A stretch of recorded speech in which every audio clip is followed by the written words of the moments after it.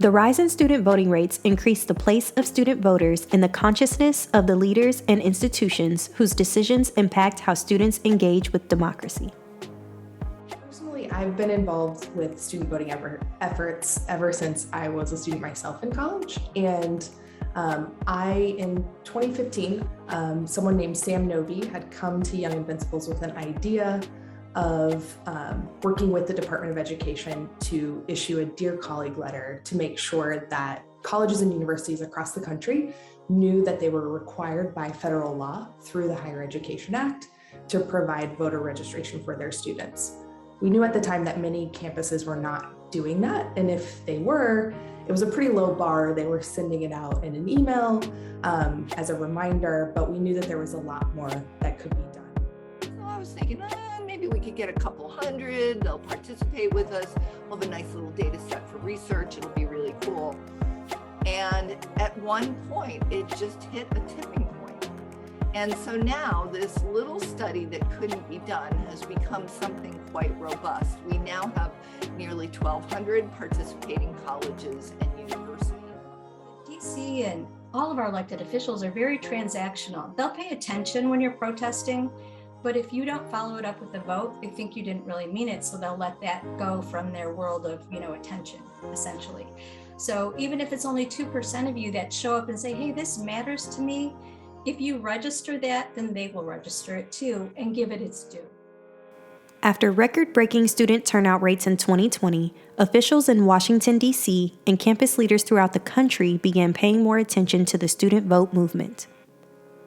In the summer of 2021, we were invited by the White House to help co-lead a roundtable focused on youth voting rights and talking with folks from across the White House Domestic Policy Council, the Department of Education, to help share our expertise and the expertise of our partners of how the administration can help make voting more accessible for young people and students in particular.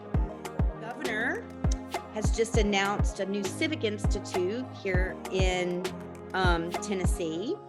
And so they are now committing real dollars. They're going to build a building and they're going to hire a lot of people.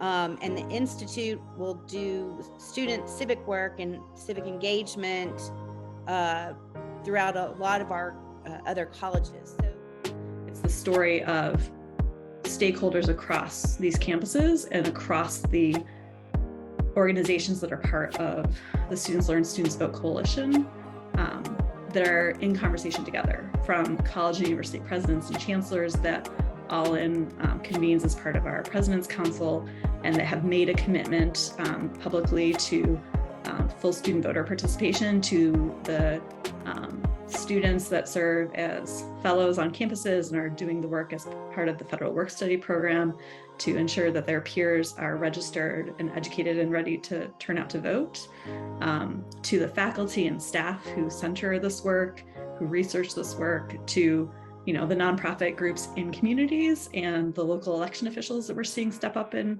new and powerful ways. I think since we've started, we've seen states like California and Maryland create laws that say that public institutions in particular need to make plans and need to ensure that they're doing more than even what the federal requirement from the Higher Ed Act requires.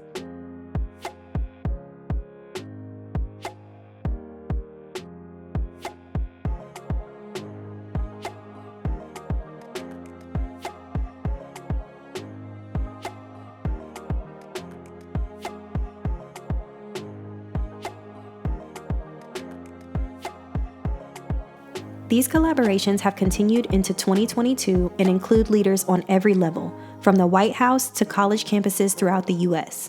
These leaders now recognize the urgency of incorporating nonpartisan voter engagement into higher education, as well as the benefits communities gain from those efforts.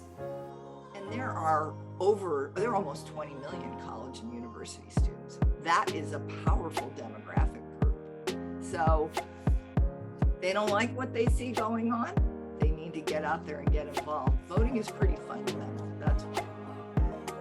I don't necessarily just see a student vote. I see a student change. I see student power. I see how much the student vote actually actually means as a bigger picture. You know, and that's what I try to encourage the students to do. Every single vote is so important, but I see the power that these young people have. I feel like we skipped a couple generations. You know, I mean, you had the 60s and maybe the 70s, but then you didn't see as much going on in the 80s and 90s and early 2000s. But now these young people, I mean, they are demanding to be heard.